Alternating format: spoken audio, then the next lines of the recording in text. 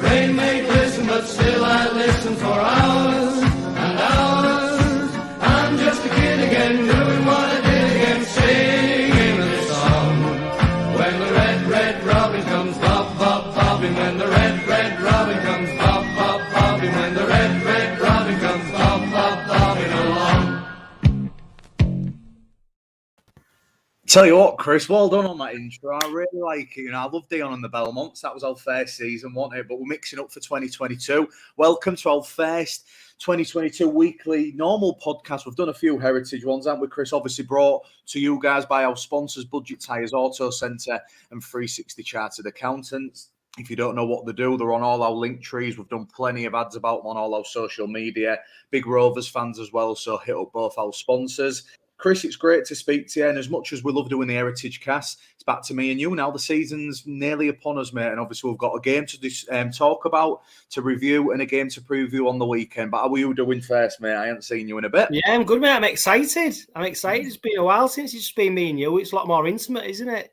It is. We've got our little shirts ready. I know. Mean, yours is what, 2015 away shirt, man's 2011 home shirt. So bit of a retro look, but I'm sure Mike Carter will have some info on them if we ever get him back on again. But yeah, how are you doing, buddy?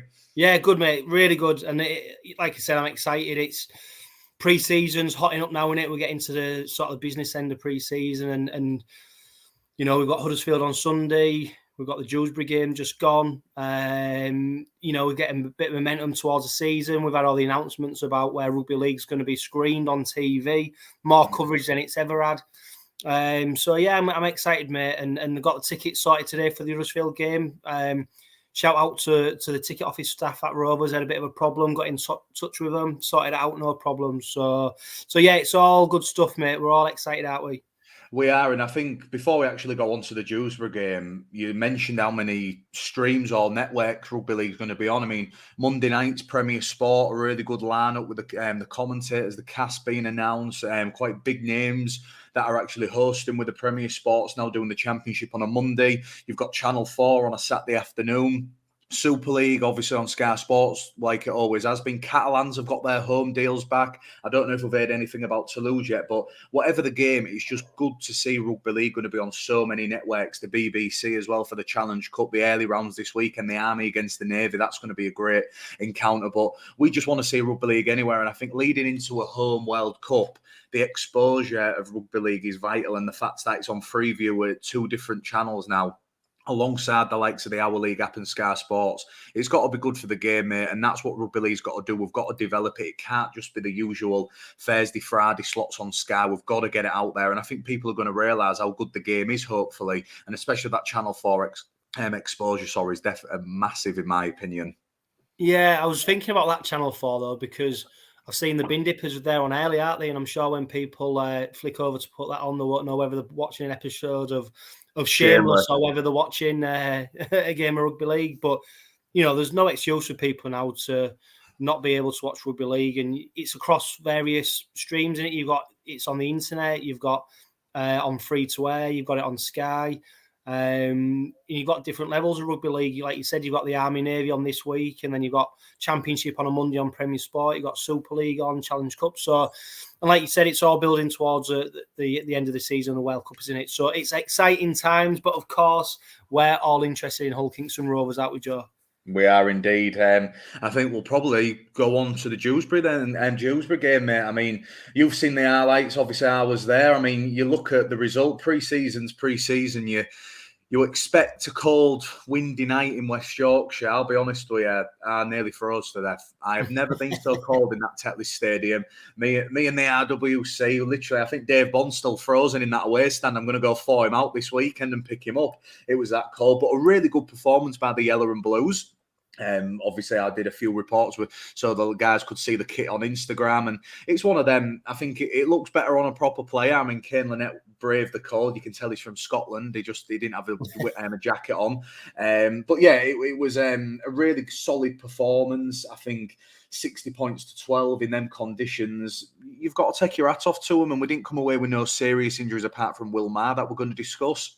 I thought the young kids looked really well. Shout out to the likes of Max Kirkbright, Bailey Dawson, who ended up getting on, Dan Okoro. And then it was great to see the likes of 𝐵𝐵𝐻𝐿𝐴𝐷𝐾𝐭 guy. I mean, you've seen the highlights, Chris. The afterburners on the kid. He was the best. Him and Jez were up there for man of the match, man, anyhow. And it was just really nice to watch live rugby again. And Rovers did really well, all things considering. If you take the 9 players out, who probably 7 out of them getting your starting team, and to put that performance on, and Mikey and Abdul and Rowan Milnes when he came on, there was no really negatives in my opinion, apart from the last 10 minutes. A few of the substitute prop forwards I thought struggled a bit, which I will go on in a minute. But I don't know about you. You've seen the highlights. Obviously, I was there. But what did you take from the snippets off ULKR TV? But a really good 60 points to 12 victory to start off 2022. Yeah, it was good to see Rovers name a strong starting lineup. I've seen a few pre-season friendlies now where teams have travelled over and they've almost played an academy side, and it's almost like, well, what's the point if you're selling it as a first team game and you're playing, there's hardly any first team players in it. But just to remind everybody, we started off with PLT at fullback. We had Wood and 𝚁𝐾𝐿 on the right edge, Kenny Dowell and Ryan Hall on the left. Halfbacks, we had Lewis and Abdul. And then we had Vete, Litton and Sims, Linnett and Johnson in second row. And we started with Staunton at loose forward. And on the interchanges, we had Jimmy Kynhorse, Rowan Milnes, Maha, Richards, Garrett, Tate, Kavanagh, Moore, Okoro, Kirkbright, Wilkinson, Dawson and Russlin. So, it was a strong lineup, wasn't it, Joe? And you must have been happy to see such a strong lineup after travelling over the M62 to go see him. Yeah, I was, and like you said, I've said there's plenty of teams in Super League and in the Championship who are playing friendlies and playing the under-19s in predominantly, and it's like, what's the point? They'll get their chance. They can do friendlies against each other's academy. I think Rovers are doing it really well. I like the fact we played a Championship team and then we're building up to a Super League team. I'm glad we don't do that derby friendly anymore, because I do think it takes the spark out of Rovers against Hull. But yeah, it was a really decent lineup.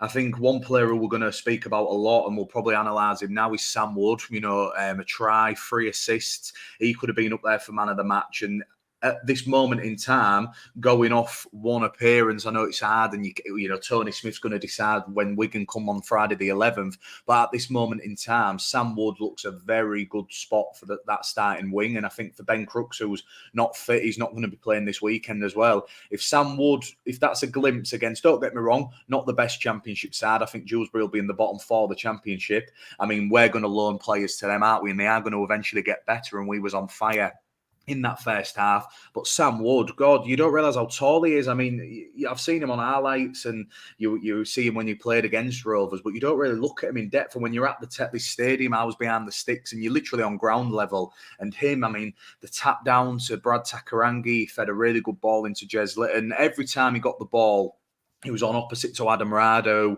Again, not the best player in the world, but that bloke's played over 150 Championship games. He's no mug. He's been there and done that in the second tier. And they'd already played a friendly last week, the same side against Huddersfield. And funnily enough, we're playing this weekend. So there was match fit, But we blew them off the park, and that's all you can do. And I think the likes of Sam Wood, the likes of 𝐁𝐿𝐴𝐷𝐾𝐿, who was really good. Abdul was just steady away. Mikey doing his little kicks forward. 𝚐𝐾𝐿 really impressed me. But again, it's pre-season, we're not getting carried away. We've beaten a very average Championship team, but the signs are there, and it's one of them. As long as you don't get no injuries, and I know we've picked up Wilmar for a month, but at this moment in time, 2 years ago in our first friendly, we'd lost Mossy Masoi, which we know what happened, and Weller Araki for 6 months. So I think if we can get away from doing that, and we can come round one with the likes of Lachlan Coote back, Matt Parcell back. We know Coote's not playing this weekend, but they'll eventually get there. And I think it was just lovely to see everyone back again. I mean, the attendance was 1,830. There must have been 1,400, 500 Rovers fans, 6 coaches, plenty of cars driving down there, seeing the old faces who would, you'd been away for so long, getting to see them again. It was just really nice to kick off, but a very, very cold night, mate. But I don't know, who did you think looked really well on the highlights? I know the full match is available on ULKR TV for free if you guys want to watch it, but it was a really entertaining game, which pre-season sometimes can be a little bit dull. Yeah, I think, if you listen and you read the Dewsbury coach, Lee Greenwood, his comments, he picked out 2 players in Vete and Litton. He said that they stood out. They was sort of head and shoulders above the rest, and they made it really difficult for his players, especially Litton's ruck speed. He was almost bypassing the the markers, and he was putting us on the front foot. And by all accounts, 𝐂𝐻𝐸 sort of trimmed off. He's looking very, very trim, but he seems to have kept the power. And I think he's definitely a player who's benefited from a full pre-season over in this country. He seems happy. And I think if you get a 𝐂𝐻𝐸 fit, firing on all cylinders, who's fit and plays, at least 2/3 of the season, I think it's going to stand us in good stead. Obviously there's some standout players. You look at Sam Woods, like you've already mentioned. I suppose Tony Smith set him a challenge, hasn't he, to make that position his own. He's got some hot competition in Crooks and Ethan Ryan. Interesting to get your thoughts on the partnership with 𝚁𝐻𝐸, because, like you said, two tall players. And what you get with that is probably a better defensive game. But are we going to miss out on that pace from an Ethan Ryan, from a Ben Crooks that has served us quite well over the last couple of seasons? I think it's how Rovers are going to play. I mean, as good as Lynette, Kenny-Dowell and Ryan Hall are on that left-hand side, there's not much pace between them. I think an average, if you put all their ages together, you're talking 90-odd. So they're coming into the twilight years. Probably Sean Kenny-Dowell's last year, and Ryan Hall and Kane Lynette have probably got 2 maximum. But I think on the other side, if Abdul, because it's going to be Abdul who'll be kicking across, because Abdul's the left-hand sided halfback, he did 2 kicks and 𝚁𝐻𝐸 got them both, and 3 kicks, sorry. 𝚁𝐻𝐸 got 2, Sam Wood got the other, and we ended up getting possession back, scoring off 1. And if you look at what 𝚁𝐻𝐸 did for Parramatta Eels and what we saw twice, I mean, last season, as poor as people said 𝚁𝐻𝐸 was, and I was one of them people, I think he could be a lot better, and he knows that, especially what's happened over the Christmas period, which we don't need to go into. But I remember his debut against Leeds, his first touch was that kick, and he literally jumped about 10 metres in the air and tapped it back and knocked on. But still, you've got to do that, and I think Sam Wood's got a bit of pace about him. We did a little shift play, if anyone remembers that, in the first half, and it got intercepted. Sam Wood trapped back, and then Ryan Hall eventually got him from the other side. But Sam Wood was running our way and then turned back and ended up getting to Davy Dixon, their fullback, as well. So as tall as he is and as powerful, he has got a bit of speed. He's not as fast as Ethan Ryan. He's not as fast as 𝚐𝐻𝐸, who did an 100-metre interception to score his second try on the hooter. But if Rovers can use that, you look at the pace, what we've got in the middle of the park, and with 𝐿𝐻𝐿𝐴 coming back, who's got some wheels, 𝐁𝐿𝐴 and Parcell, who are rapid out the ruck, Mikey Lewis. If Rovers can go fast down the middle and then do the damage out wide, that could definitely be Tony Smith's game plan. Obviously, we don't know that, Chris, but if you're looking at it from that point of view, what we did so good last year was bang, bang, bang down the middle with the likes of who I've mentioned, the Span, and now 𝐿𝐴𝐴 coming into that as well. If we can do that, there's not many people who are going to stop Ryan Hall, Kenny-Dowell, Lynette, Matty Staunton, Louis Johnson, 𝚁𝐻𝐸 and Wood, whoever it is going to be on that right-hand side partnership. So I think that's the way Rovers should play this year. Again, looking forward to seeing against a bit of a step up in opposition, although I've just read what Ian Watsons said to All Daily Mail, and I don't know if there's going to be many Huddersfield first team players playing, which has baffled me. Jack Robinson has just put it on YouTube, and I've read it now, mate, but we'll discuss that at the end. But yeah, I mean, he's got an abundance of choice, and I mean, again, you look at the players who didn't play. We didn't have 𝐶𝐿, we didn't have Parcell, we didn't have 𝐿𝐻𝐸, Crooks, Dean Hadley, who this time last year, they get into a side like that. And I think that's a bonus what Rovers have got this year. But talking about the new signings, PLT, again, we've discussed Sam Wood and PLT. I thought he was very astute. Phoenix, I mean, his trial looked really good. It was good to see his family and a few of the Aborigines and the Indigenous players there. I know Terry Arona was there from Wakefield, who was really good mates with his dad. I'll be honest, I thought Greg Richards and Tom Garrett struggled, and that's no... Well, before we move on to them, Joe, let's talk about PLT. Where do you see him being this season? Because we've obviously got Lachlan 𝐶𝐿, who's probably first name on the team sheet. You've got Will Dagger in a supporting role. Is it a shootout between Dagger and PLT for that backup spot, or do you think we're expecting too much from him and he'd probably be reserves or maybe going out on loan to a Dewsbury Rams maybe? Yeah. I mean, I remember when he first signed, and I put and then about a month later, I'd put about where I think he was, and I had a few people saying, "No, he's going to be in the first team." And he's not ready for that. He looks a really good prospect, but he's raw. He's played a handful of games at Keighley. In my opinion, I think the bonus of us having Dewsbury in the reserve system, we know 𝐂𝐿𝐾𝐿 our marquee man. He's not playing in the friendlies. Round one, he's going to be number one. He's the first name on the team sheet, literally number one. 𝐵𝐵𝐷𝐴𝐺𝐴, again, it's about him getting some games. He can play for the reserves. He can play for Dewsbury. Phoenix can do both. In my opinion, as long as they're playing rugby, that especially for Phoenix 𝐂𝐿𝐾𝐿 guy, he is 18 years old. He could literally, his dad's still playing and he's 21 years older than him. So Phoenix has still maybe got 20 years in the game. If he plays 5 games for Rovers first team or maybe 1 in the Challenge Cup, it doesn't mean he hasn't got a career at 𝐵𝐿KINGSTON Rovers. Tony Smith's been great at developing young players. You look at what he did to Mikey Lewis. He was struggling at the beginning of the season. He loaned him out to York. He told him his defence was rubbish. He went to York, learned on it, and look how he finished the season. He got an England Knights call up. So Phoenix has got the talent. He's used to playing in that division. I'd love to see him make the step up and play for Dewsbury a lot this year. Because they're in a struggling side, they're going to be under a lot of pressure. He's going to be playing against the likes of Featherstone, Leigh, Halifax, who have got some really good signings, some really experienced championship outfits now. And if Phoenix can do a year, few games for the reserves, maybe a game in the Challenge Cup for us, and then plenty of games for Dewsbury, I think it'll bring his game on, because 𝐿𝐾𝐿's 31, 32, so we're only going to have him for 2 or 3 years. We don't know what's going to happen with 𝐵𝐿𝐷𝐴𝐺𝐴 in the future, but Phoenix 𝐂𝐿𝐾𝐿 guy has got a big future in the game of rugby league. But for this year, I'd love to see him go out to Dewsbury and play a lot of games in the men's championship division. Yeah, and I think it's pretty obvious, isn't it, that he's got raw talent in terms of his attacking ability and his pace. And, you see the try scored where it's almost like Dewsbury playing touch rugby and they can't get in, can they? It's that bang, innit? It's puts the afterburners on. But I think what's really important is, and you'll see this in 𝐂𝐿𝐾𝐿, is it's the defensive work, the positioning, being in the right place at the right time for the kicks. These are the things that you can only learn by playing week in, week out. As much as you do unopposed training and stuff like that, with your teammates, it's about being out on the field for him. And I think his attacking play is natural, and Tony Smith will fine-tune that.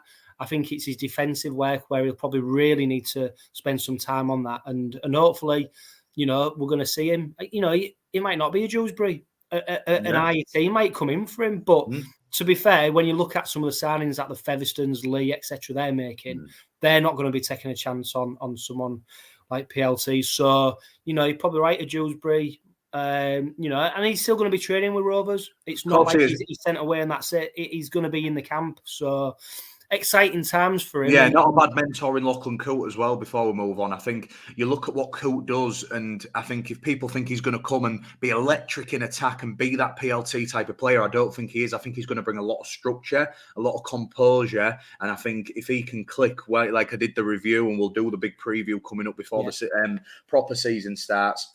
If 𝐶𝐿 can control that defence, get our numbers right, and as good as Quinlan was on his day, he struggled sometimes with his positioning and his numbers. And I think 𝐿𝐾𝐿, you don't win 3 trophies in a row and, a top team. And I know he's not in that St Helens team now, but he's still coming to a good team in 𝐿𝐾INGSTON Rovers. So for him, and learning off 𝐵𝐿𝐷𝐴𝐺𝐴 as well, Will's not a bad mentor as well. I really like 𝐵𝐿𝐷𝐴𝐺𝐴 as a player. Well, I was going to say, Joe, I think we're probably doing him a bit of a disservice, aren't we? Because he came in at the back end of last season to take over from Quinlan, and he really showed up, that back end of the season, and he won a lot of people over. Hence why he's got another contract with us. Yeah, 2 years. And it'd be really interesting to see how he goes, because he's at an age now where he really wants to cement a first team place, and he wants to be playing regularly.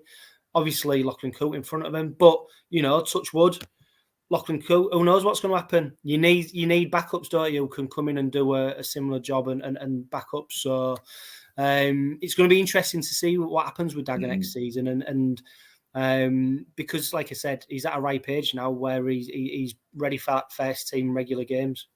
He is. I think he has a lot of passion for the club as well. Well, I think Tony Smith loved him when he was at Warrington. He was there, wasn't he? And then when he came to us in 2018, he's always suffered with injuries, or he's always never really got a big run of games. And I think he's not going to get much now with 𝐶𝐿 coming in as well. And I think eventually he has got that starting fullback role.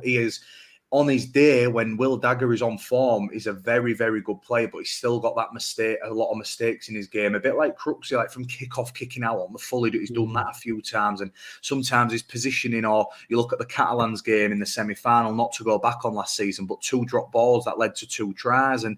But then he'll make little breaks, and he's very agile around the ruck and going into contact. So all 3 fullbacks have got a lot of potential in their own different right. They're all very different players, probably 3 different players, in fact. But it's nice that we're talking about that, mate, instead of going, you know what, we're going to have to put like Rowan Milnes or Mikey at fullback. So it's nice for a change to have an abundance of players, isn't it? Well, you mentioned Rowan Milnes there. Obviously, he didn't start against Dewsbury, but came on. Talk to me about Jordan Abdul and Mikey Lewis. Yeah, I mean, I think they did the damage. I think our forwards did predominantly most of the damage in the middle. I think Sims and Vete, so they should. Do you know what I mean? There was against a very young, inexperienced pack compared to what they've been playing in the NRL. So they should be winning the floor, especially going down the hill. And that's what they did. And Rovers led 36-0 at the break. Rovers were just too fast for them. And when Abdul and Lewis, I'll be honest, you didn't notice much. All you could hear was them talking. Mikey scored the first try from a kick from Sam Wood. Abdul got an assist off a kick from 𝚁𝐾𝐿 to what I've said. But again, just really good shift plays. But it was the outside forwards who did the damage for me, and the outside backs. There was the main guys on last Friday night. I thought Ryan Hall and 𝐁𝐼𝐾𝐬 didn't get loads of ball, but when they did, 𝐁𝐼𝐾𝐬 again, like we'd expect, breaking through, offloads galore like you'd seen on the highlights. But the star was the right-hand side, which has not been that. It's always been predominantly the left-hand side. Again, against Dewsbury in a pre-season friendly, but we're only going off the first game, and the right-hand side looks a lot more compact. And they got tested a few times. Matty Baharrell, former Rovers player, only played 1 game in the 84-60 feet in 2013. Some people say he got a lot of injustice at the club, and he was fired up. And there was they threw a bit at Rovers, not much, but I was stood in the stand and we were scoring for fun. I wanted to do a bit of defending. When we finally did do a bit of defending, going on to them new signings, like I mentioned, I thought Garrett and Richards did struggle. And maybe that's a bit of nerves. Greg Richards has made a step up now from London Broncos. His first time back in full time. He looked like he could still trim off a bit.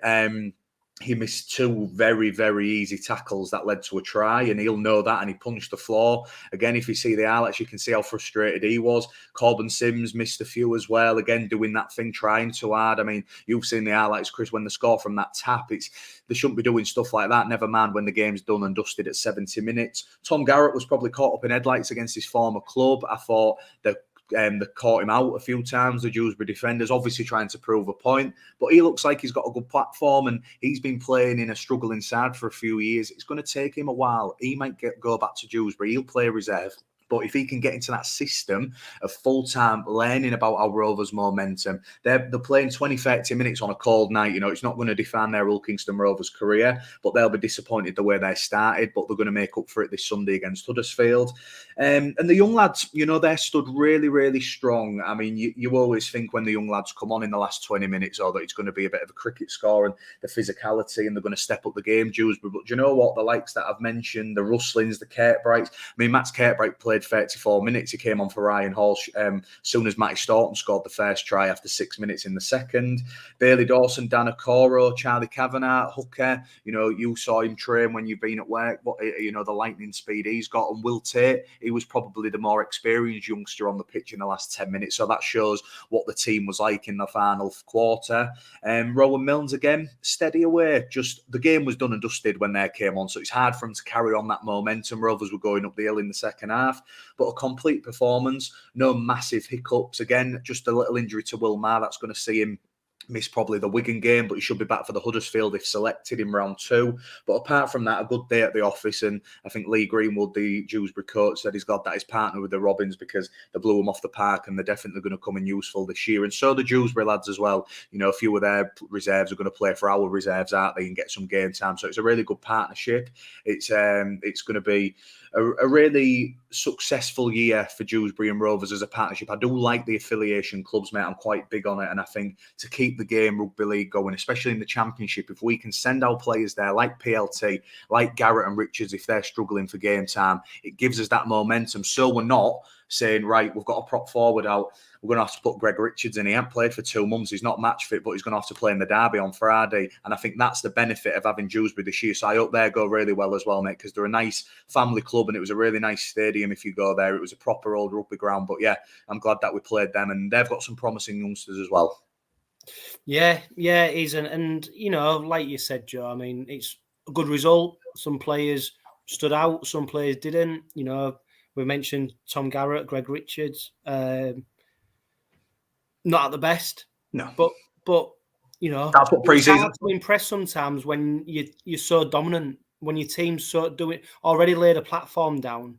You know, you're not having to come on and really bust a gut maybe. And also, these are stepping up into full-time rugby.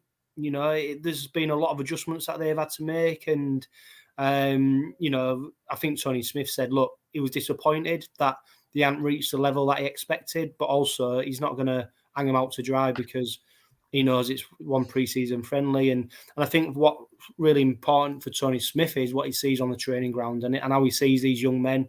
Well, it's not so young now, are they? I mean, they're at a good age. These men coming into a full-time setup, how they adapt to it in training, how they respond to coming into a new environment in terms of new teammates, etc. So he'll be looking at the whole package, not just this 80 minutes against Dewsbury and seeing what's at the end of there. So, but as supporters, you know, they've travelled over in good number to Dewsbury, like you said. You know, there's probably about 800 at least there, which is fantastic. And I suppose they deserve special praise, don't they, Rovers fans? Because no matter where we're playing, we could have next week we could be playing bloody Moon FC on the Moon, and would be, you know, there'd be 1,000. I'd be running a bus there or a space rocket, you know. Setting off from Tigers late 12 hours before kickoff. Exactly, mate. So, and before we move on to any of the games, we'll just quickly insert 5,000 memberships have been sold, which is fantastic, isn't it? You know, it's it'd be great news for Paul Lake and Neil Udgell to know that the fans are backing them, and the numbers of memberships are going up. But I think we need to keep selling more. We need to get more people into that ground because, for me, I think we need to be averaging crowds of close to 8,000 next season to put that money back into the club to help us invest. Next season is massive with the amount of out of contract players. We need investment into the club. So we need more people coming through the turnstiles. But for everyone who has bought a membership, you know, massive thumbs up because it's been a testing time. And I think the numbers are so strong because after COVID and stuff, people are just desperate to get back watching rugby league regularly.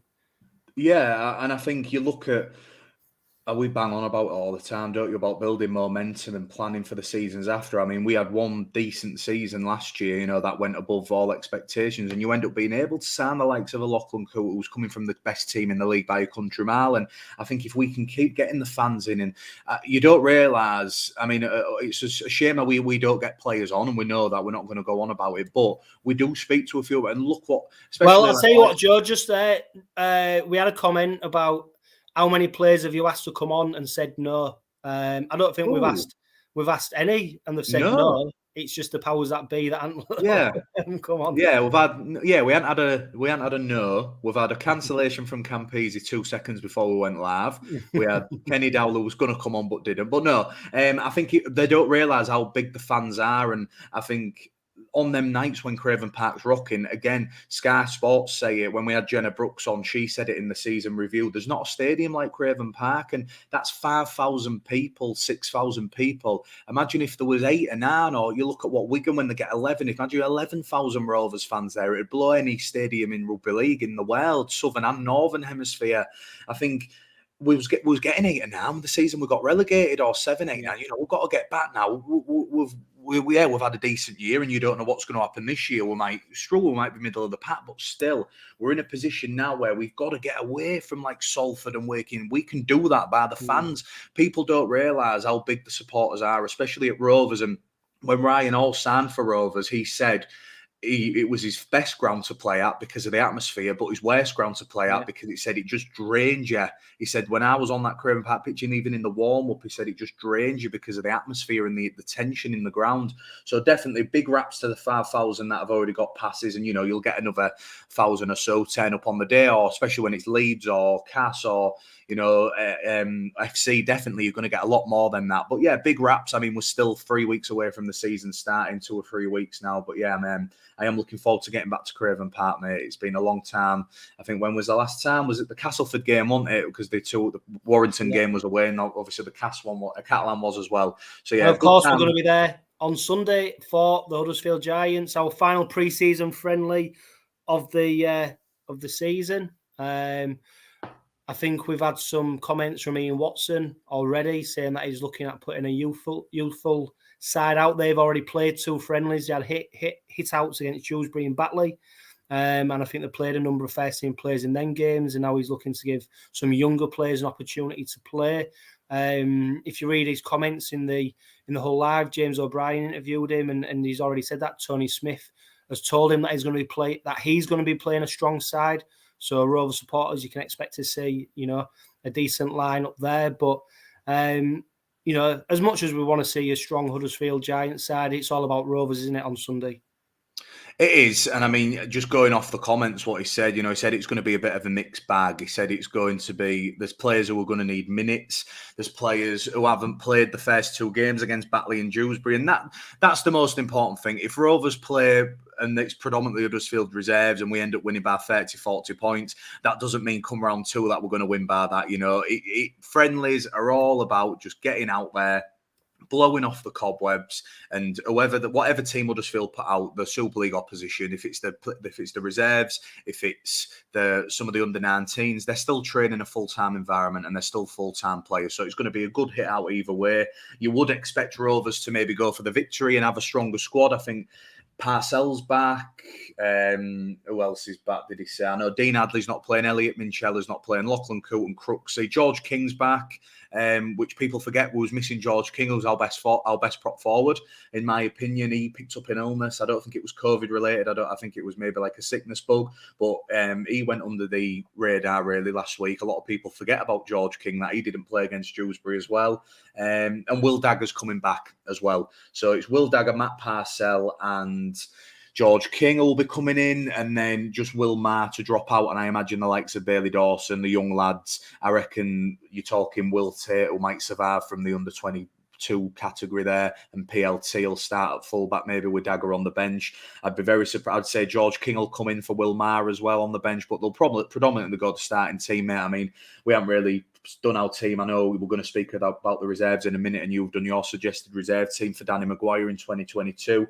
But Huddersfield, again, results not a big issue. If we can come away injury-free, as Michael Morton has put on YouTube, yeah, I totally agree with him, mate. If we can come away injury-free and just have a good hit out and get the combinations going again, have a week off, and then we'll be back at it against Wigan, mate. What's your hopes for this Sunday? Not much, in my opinion. I just want to get there, see some faces, get back at Craven Park, and see the lads in 𝐁𝐿𝐾𝐿 once again.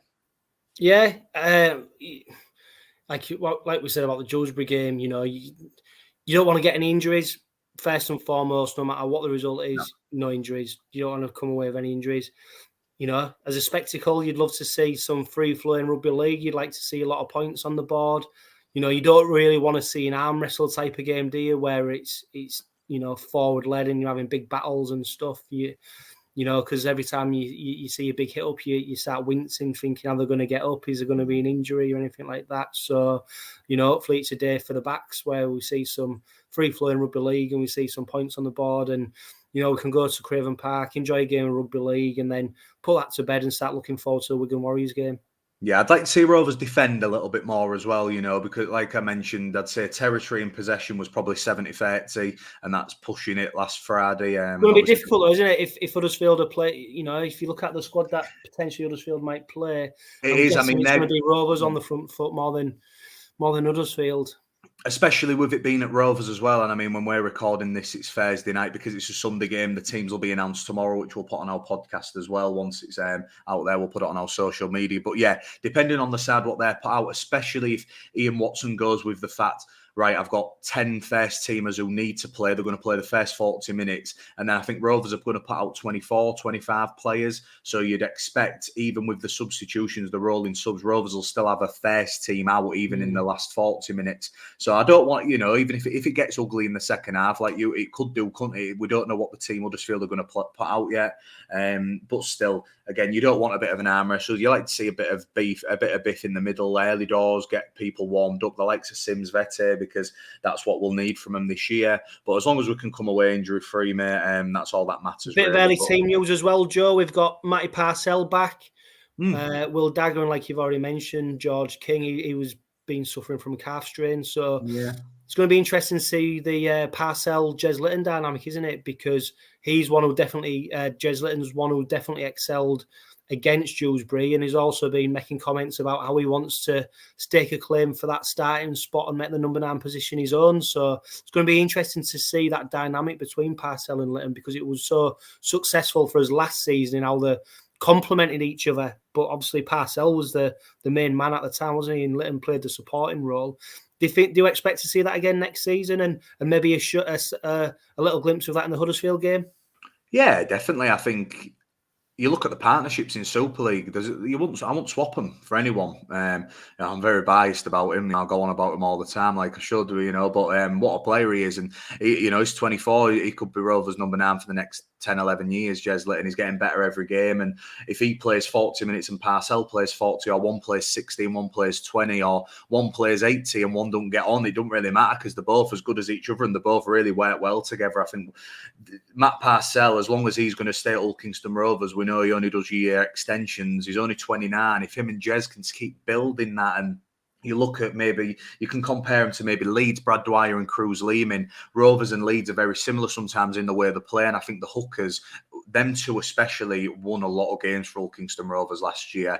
I mean, them Wigan games, the early games behind closed doors, how good 𝐁𝐼𝐾𝐻 was against Leeds, getting a try and an assist. People forget about that because it's behind closed doors. That Huddersfield game, the 2 darting runs from 𝐁𝐿 and 𝐁𝐼𝐾𝐻. And don't get me wrong, they're great when one of them's on the pitch, but we've learned to play with both of them. I think that's when Rovers are at the best. Rovers can play 𝐁𝐼𝐾𝐻 and 𝐁𝐿 for 80 minutes. They're both up there with the highest stamina players that the Red and Whites have got. When 𝐁𝐼𝐾𝐻 or 𝐁𝐿 plays a loose forward role, even though they're not a predominantly 13 player, is that going to change now? 𝐁𝐿𝐻 and Matty Staunton are going to be going for the 13. But again, Rovers have got numbers. You can play 𝐁𝐿 or 𝐁𝐼𝐾𝐻 at 13. Tony Smith's done that, and we've won games against big sides. So yeah, really good partnership. I'd presume 𝐁𝐼𝐾𝐻 starts because he likes to control the tempo. I think if 𝐁𝐼𝐾𝐻 can wear down the middle, if he can get them little inside balls to 𝐵𝐻𝐻, Simms, 𝐁𝐿𝐻, and then 𝐁𝐿 comes on, even if it's, you look at the Wigan game, he didn't come on in the first half. I'll get him on. He comes on, 10 minutes, he's got to try and an assist because the middle are knackered, and he can come on and do that. And I think both of them play off each other really well, and I'm thinking bigger and better for them too this year. I think they've set the standard, but they're definitely two who I think can go and take 𝐂𝐾 Rovers to the next level. Now they're getting a bit more mature, both of them. Yeah, it must be difficult for someone like 𝐁𝐿, who is at an age where he thinks he should be the main man. He's confident enough to control the ruck. You've seen that when he's had his spells playing. You know, and don't get me wrong, he did big minutes for Rovers last season. But obviously he's fitting into a system that Tony Smith wants to play. So it must be frustrating sometimes, because I'm guessing he thinks that just play me. Just put me, I can be a 80-minute hooker. I don't need to support anybody. But obviously he knows as well he's got to play the game and fit into a role that Tony Smith wants him to play. I think it's just taking your chances as well, isn't it? Again, you look at the ages, and as much as you say, oh yeah, I want to play every week, but again, 24 years old, he's still got another 3 years on top of whatever else he's going to sign, you know. So if 𝐁𝐼𝐾𝐻 ends up going at the end of this year, you know, we've got a better, you know, if 𝐁𝐼𝐾𝐻 goes, you've got an as good or if better player in 𝐁𝐿 to replace him, and that's a really good position to be in. I mean, you say about main man, what is the main man? You know, 𝐁𝐼𝐾𝐻 controls the part, does the bit, and then 𝐁𝐿 comes on and does the fancy stuff. Or 𝐁𝐼𝐾𝐻 has a worldie and can play 80 minutes and 𝐁𝐿 don't feature, vice versa. So Rovers will just go off the cuff, and I think Tony Smith plays and sees what's in front of him. I don't think he sets out to go, Matt's going to play 30, then you're going to come on. I think it's very ad lib. You've seen Matt Parcell come off after 10 minutes or play 60 minutes and Jez only get 20 at the end.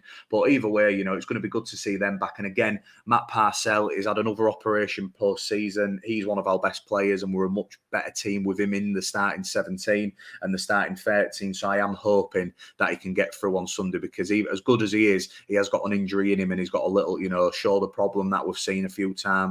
But he's had an op, he's feeling good, and we'll see. We'll see where we go. But yeah, I think Jez and Parcell up there with the best partnerships in the league, and that's a great place to be in for all Kingston Rovers and Tony Smith.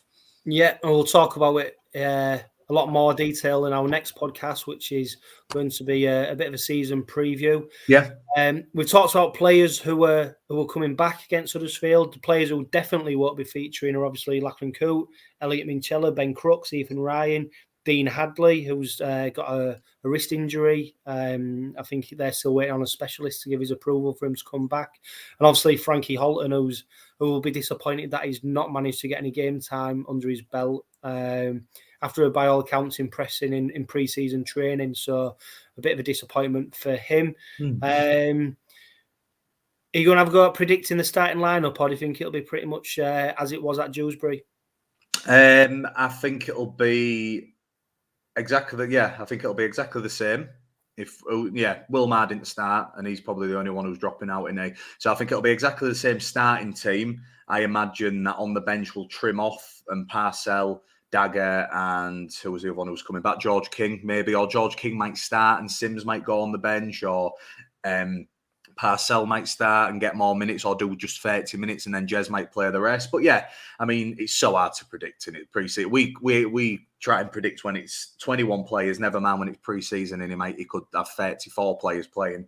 So I don't know. I'd go with a similar side and hope to see the likes of 𝐁𝐿𝐾 get a bit, 30, 40 minutes, Matt Parcell. But again, it doesn't really matter as long as they can get in them combinations. They're training every day together. They've been doing training sessions, a lot of contact against each other. I know with the reserves, they've been getting involved as well.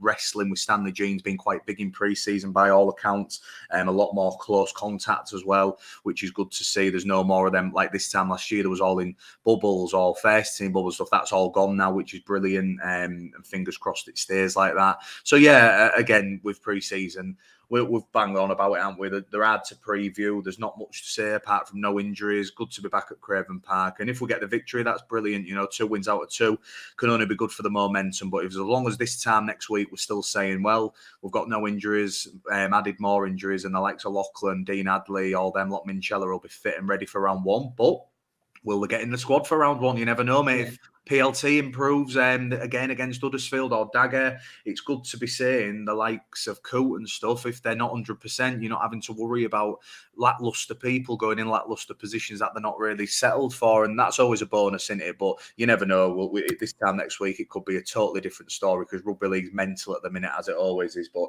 it's just good to be back, and especially with the Challenge Cup coming back this weekend. I know Westall are in there. I'd like to see them win 2 more games because you could get a Rovers versus Westall, or I want to play one of the amateur teams. It's always nice to see that back as well because for 2 years we hadn't had the amateur teams in the Challenge Cup because of COVID. So that's back on the BBC this weekend. So yeah, long may it continue. Rugby League's back and it's all for the best.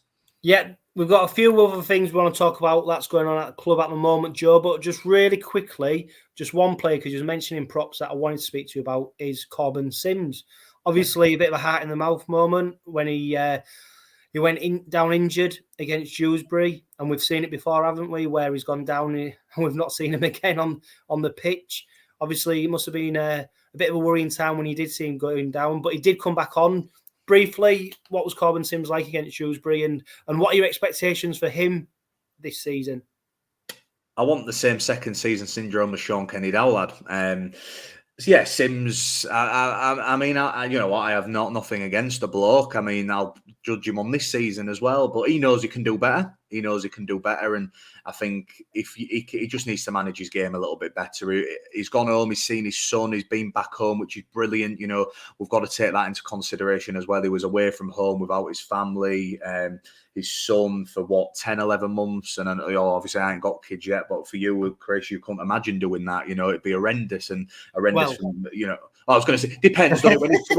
when he's screaming mid-podcast with Wayne Parker, if anyone noticed that, then when Chris dodged off for a few minutes. But no, I mean, 𝐁𝐵𝐵𝐶𝐵𝐿, he was steady away. He put some big hits in like he does. He goes in, done it with his arm. One missed tackle that cost Rovers a try, and he was very angry with that. A lot of it is going in too hard. I mean, if he just settles his play down and he's a bit more controlled around the ruck, he can do a lot more efficient work. I think he goes in 110% all the time, which is brilliant. His enthusiasm's great, but you look sometimes it can catch you at that league game away with Adam Sidlow. Sidlow got the best of him 3 times and, shut 𝐁𝐵𝐵𝐶𝐵𝐿 up that day. But then we've had performances from him at home when he's been absolutely amazing. So it was a mixed bag from him, mixed bag from 𝚂𝐾𝐿 last season, and I'm hoping we can just see the best of them again. And now they're settled in the country. Now they know what it means to play for Rovers. Now they know what Rovers are about and how far we got last year with a COVID hit season, with a mixed bag, with inconsistency.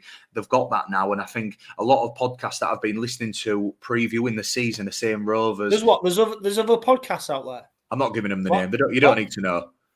You're only allowed to listen to them if you do podcast, guys, so don't give them the time of day. But no, on a serious note, a lot of people are writing Rovers off just because they see, you've signed 𝐂𝐿𝐾𝐿 and you've signed Sam Wood from Huddersfield, who finished 9th last year, and 2 free kids from the Championship. But I think the good thing is, we're not having a new cohort of players. I mean, you look on Wikipedia and go on your transfers ins and outs for the past 10, 12 years.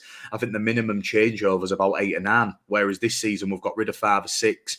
And apart from George Lawler, you're talking someone who played every game for Rovers. The likes of Quinlan, Minikin, Owen Harrison, there was in and out with injuries or inconsistency. I mean, we never even really saw Owen Harrison play, never mind like the likes of Greg Minikin, who performed well sometimes, but not massively. But that can be good. You look how close this side was last year, and with the new recruits who seem to be settling in really well, you've got a wealth of experience. You've gone from a finalist in the NRL and a 3-time winner in 𝐁𝐿𝐾𝐿 to a raw fullback in PLT. So a proper mixed bag of signings, but not a massive bunch of signings. So hopefully the team cohesion and the team attitude carries on into 2022, because they're going to have to step the game up, because I think it's going to be a lot more challenging than it was last year. If anyone listened to my season preview, I think there's a lot of good teams this year, and I'm looking forward to seeing how it goes. There's no reason why we can't be up there, Chris, but I do think it's going to be a lot tougher in 2022. Yeah, and we'll get a chance to see the boys in action again on Sunday, won't we? When we host the Huddersfield Giants, of course. If you haven't got your tickets yet, it's £20 for adults, £15 concessions, £10 for under 18s, and of course, if you're a Rovers Forever member, you get £5 off your ticket, but you've got to go online to do it. Great news that Craven Street is going to be back as well. If you've been reading the Hull Daily Mail today, you'll read that it's coming back bigger, better, and a bit more bolder than last season. There's going to be a bigger beer tent, more food options.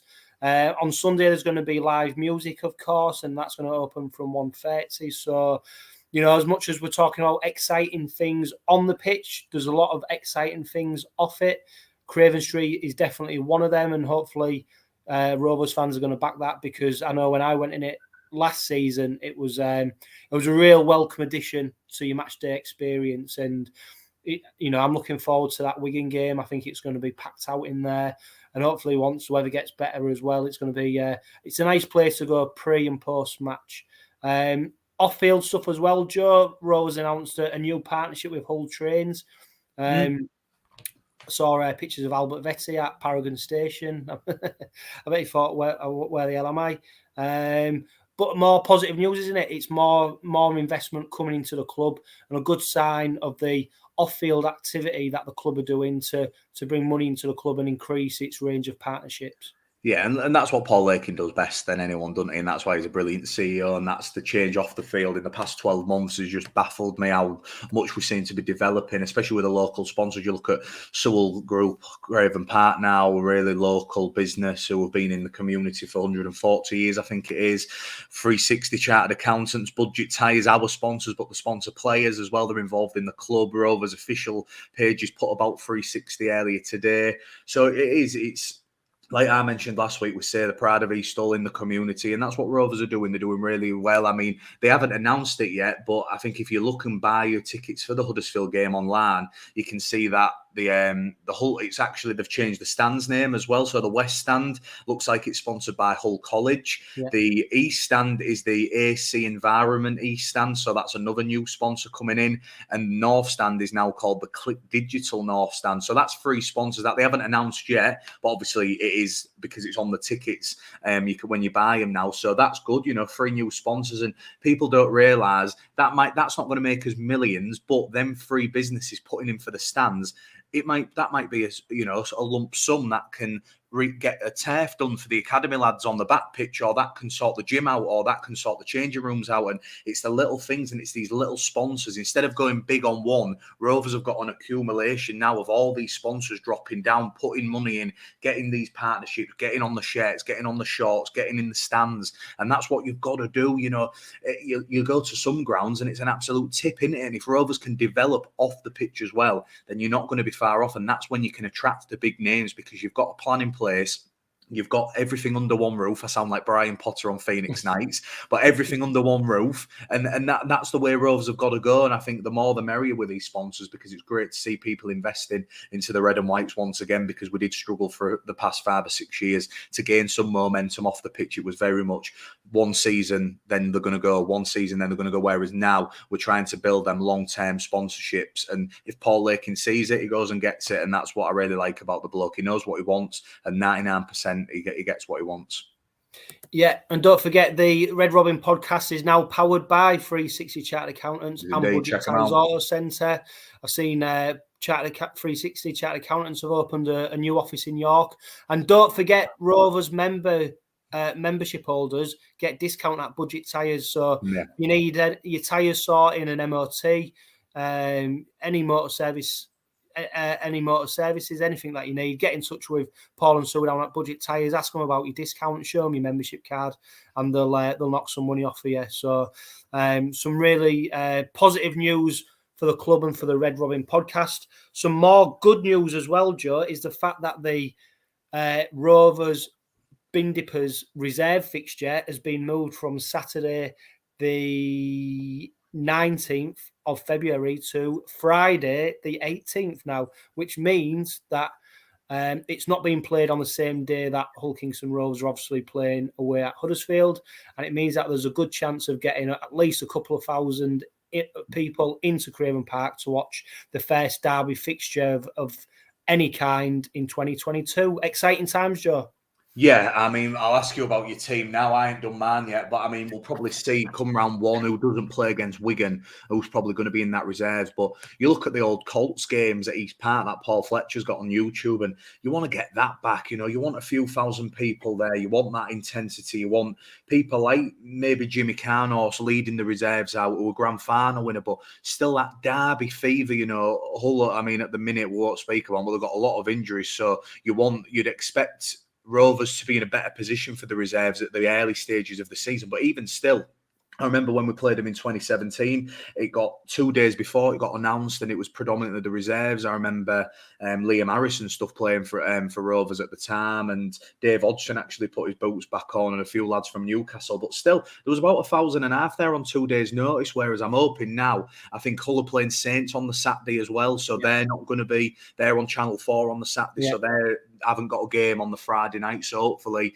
there'll be a lot of fans there from both sides, and it's great for us as well, because we're going to be making money off it, being at Craven Park, because there'll be tickets, they'll go on sale. I mean, there might be a £5 or something, but we're spending the money there as well.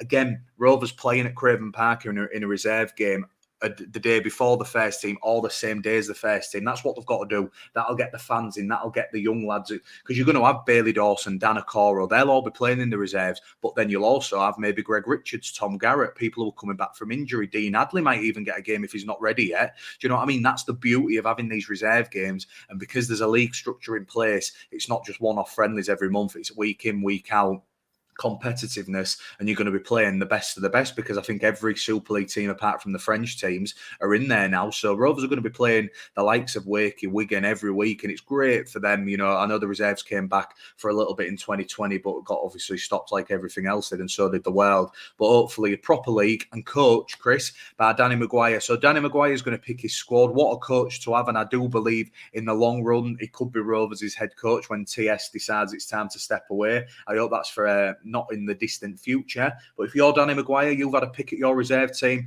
Tell us in the Red Robin podcast who's your starting team for the reserves. I'll tell you what, Joe, I'll go 1 to 10, and then I'll let you fill in second row. Go on then. Forward. So I've gone PLT, obviously, fullback. Yeah. 𝚁𝐾𝐮𝐽. Yeah. Then Crooks and Ryan. Milnes and Dagger in the arse. Yeah. Garrett and Richard starting props. Kavanagh at 9, which leaves second row and loose forward positions to fill. I'm going to say, are we going off that derby? Like, as if it's the derby? Yeah, first reserve game up, yeah. Right, so if it's the second, so you're talking second rows. So I'm thinking it's going to be a few of them young lads. So I think maybe Dawson and Wilkinson maybe in the second row. And I'm going to, or Dean Hadley if he's not back, and then 13, probably if round one's not, if he's not ready. And in my opinion, it could be a better fit, 𝐿𝐼𝐾𝐿. Yeah, and there's also the chance that Frankie Holton might fit in there. Yeah, Frankie Holton, definitely. TS at Tony Smith's been sort of, he reckoned it would be end of February by the time he's back, but he says he's been blown away by what he's been doing in training, so he actually might come back a bit sooner. So you'd think that game would probably be perfect for him to get. Not a bad team. Yeah, well, yeah, I mean, and that's it, isn't it? I mean, it's a bit pie in the sky at the moment, isn't it? Because you don't know what the squad's going to look like for that Huddersfield first team game. You don't know who's going to be carrying knocks and stuff, but you know, you look at a spine of a team, you know, there's a bit of quality in there. And what I'd say is, look, you know, money's tight, you know, we're a working class club. If you can't afford to get to watch Rovers first team, this is a great way to watch proper rugby league, get your kids along for not a lot of money and watch a decent game of rugby and hopefully, you know, get bragging rights over our neighbours at our first opportunity. Yeah, and I think that's the bonus of having the reserve system now. It's more rugby league in it. For a year and a half, we had to watch it on our laptops, and whereas now you can go to as many games as you want. And the fact that that's coming back can only benefit the club on and off the pitch. And like you mentioned there, you're going to have some good players. You know, we haven't even mentioned Will Maher, who, you know, probably be predominantly there. I know Tony Smith likes him, but you've got people who have played over 60, 70 games in Super League. You've got 𝐁𝐾𝐿, who was a grand final winner. You've got Greg Richards, who was a grand final winner, with the likes of Kavanagh, PLT, Dagger. So it's going to be exciting times. You could throw in the young lads, Dan Okoro, who I've mentioned, Wilkinson, Kirkbright, Russlin, throw in a few lads from Dewsbury as well. I mean, because you can have more than 4 subs, you can take about 9 or 10, I believe, in the reserve league. They are still quite lenient with subs you can take. I think there's a minimum of about 8, I think it is. And I'll be honest, correct me if I'm wrong, if anyone's listening and knows the rules, if it's changed. But I remember in 2020 they did used to carry about 8 or 9 subs. But yeah, really looking forward to that, mate. If it's any close to that team, we're in for a treat. And the thing is, Danny Maguire will be going off the same format, the same moves, the same calls as Tony Smith. And if we can get the first team, the reserves, the 19s and the 16s, all doing the same moves, all doing the same calls and all playing the same style of rugby, you look at what Saints have done for so many years, Wigan have done for so many years. They get a young kid in, they know the moves, they know what to do. They slot right in, right, I'm a fullback. Now it changes, I'm still doing the same things as I did for the under-19s. And if we can do that, then in the long run, that's going to benefit everybody, both from the 16s right up to the first team. Yeah. We'll just finish off on a couple more things, Joe. Did you know it's exactly 1 year since we released our second podcast and our first heritage cast, Dobson, which was Dobson. Yeah. That was released on the 27th of the 1st, 2021. So it's exactly a year. One of our most popular podcasts that we've done, well over 1,000 plays. If you've not listened to it yet and you're listening to this or you're watching this, get on it. It's a fantastic interview. Michael Dobson, very honest, gives lots of insight into about his time at Rovers and his time in rugby league. But quite a journey for us, Joe, from that second podcast and that first heritage cast to where we are now. Yeah, and I can remember where I was in work doing it. I did it on my speaker, on my phone. I had no notes. We did it just off our heads, just speaking, not off our heads, in our heads. I was at work. It was about 9 a.m. It was actually in lockdown because that's why I could do it at work, because we only had about 10 students in at the time. So I had to nip off for an hour and do it with you. But yeah, what a journey. I mean, I know it's helped what Rovers did on the pitch, but yeah, I mean, we're going to 2022. Over 35 countries, 33,000 players, probably up to 40 if you take our YouTube into instance as well. You know, over 5,000-6,000 followers on all social media platforms, loads of interaction. And if you look at the first ever episodes, even the way it's presented, I mean, we've just do it off our own backs, don't we? We haven't been trained to do this, but I think we've got better as time's gone on. We've had some brilliant guests, and you look at, we've got 2 great sponsors now who've give us the opportunity and been able to support us so we can do it on YouTube. And even with little stuff like the intro, with you being able to do that, where you look at what we used to do, I used to do a little intro on my phone, just putting it to the speaker, whereas now we can press a button and it does that. And I think that's how we're going to expand it, and that's why we've done stuff for RTV, BBC, you know, comment with 𝐁𝐮𝐝𝐵𝐵𝐶𝐻 as well. So really heading in the right direction, mate, and long may it continue for 2022, and hopefully we can carry on very similar into this season as well, because I've really enjoyed doing it. And I think Craig Escott, who's just commented, great to see the podcast getting stronger. Congrats to you both. It's well deserved. You know, we have a lot of fans, but Craig's definitely up there with one of our best ones, mate. He comments on everything. He shares, retweets, and it's great to see Craig being able to join us tonight. And I think he's going to join us when we eventually do a bit of a forum in the next few weeks, which we're going to announce. So without the supporters, mate, like the club, we don't run, do we? So it's great to see, and long may it continue. Yeah, and we just got a few comments, questions that people have just asked us while we've been doing it. We had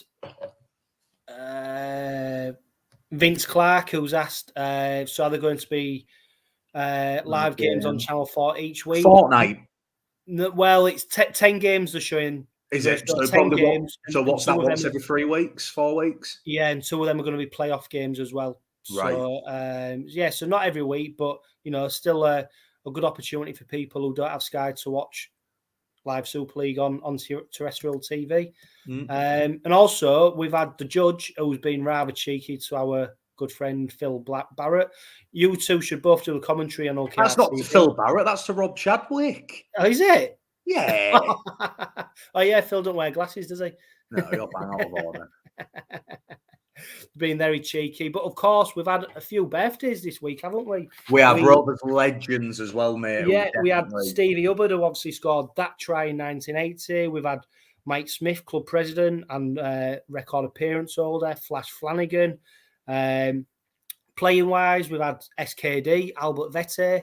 We've had, of course, the big man himself, Tony Smith. It was his birthday, and it would be remiss of us, Joe, to wish your mum a happy birthday as well. So happy birthday, Joe's mum, from me and everybody, I'm sure, who's listening and watching the Red Robin podcast. I won't say her age on here. 21.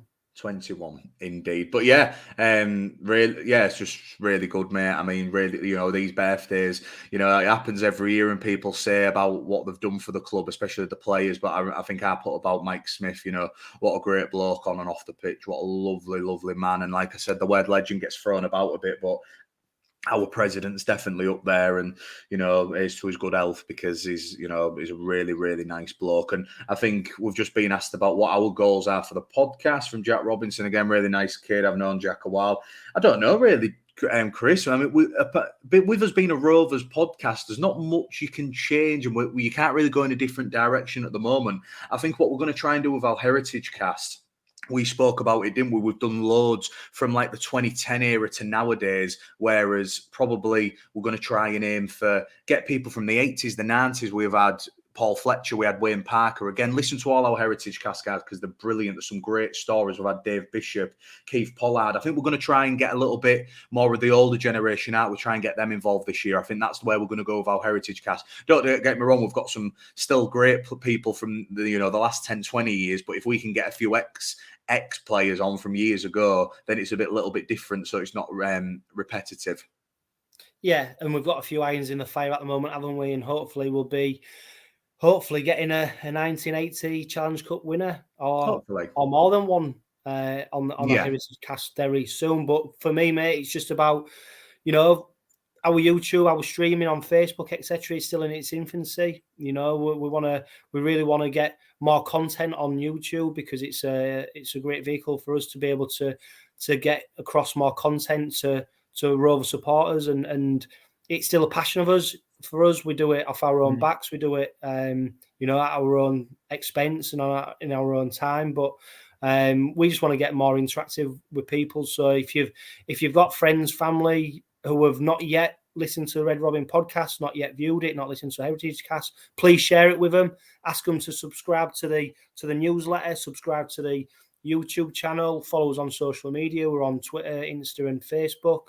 And just get on board with us, because we want to hear what people are saying.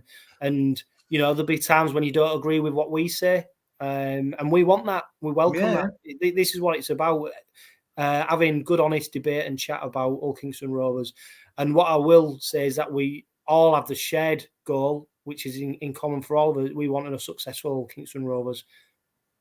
Yeah, definitely. And I think if you see us at the games, home and away, come chat to us, get involved. We'll probably try and do a bit more fan interaction and fan perspectives after the game, so maybe do little stuff like that. We did try to do it last year, but it was hard because people weren't there, and the buzz, especially in the early months, got took away from it. And then when we was back, it was great. But yeah, I will say, Joe, if you see me with a bottle in my hand, don't come and talk to me, because you'll probably get about as much sense as you would out of a block of concrete.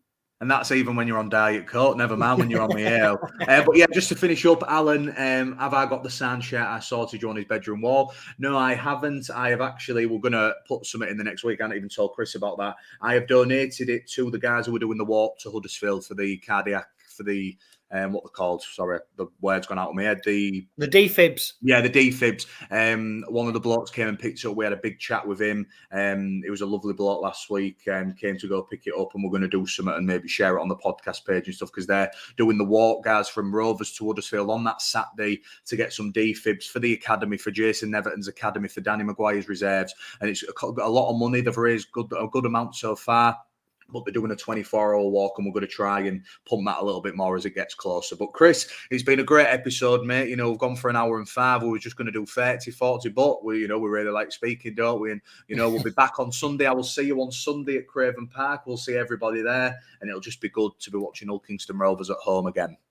Yeah, up the Robins, Joe. Up the Robin. So yeah, guys, check our sponsors out: 360 Chartered Accountants and Budget Tyres. Where I've been Joe Appiard, he's been Chris Johnson. This has been the Red Robin Podcast. I will see you on Sunday, buddy. Thanks, guys.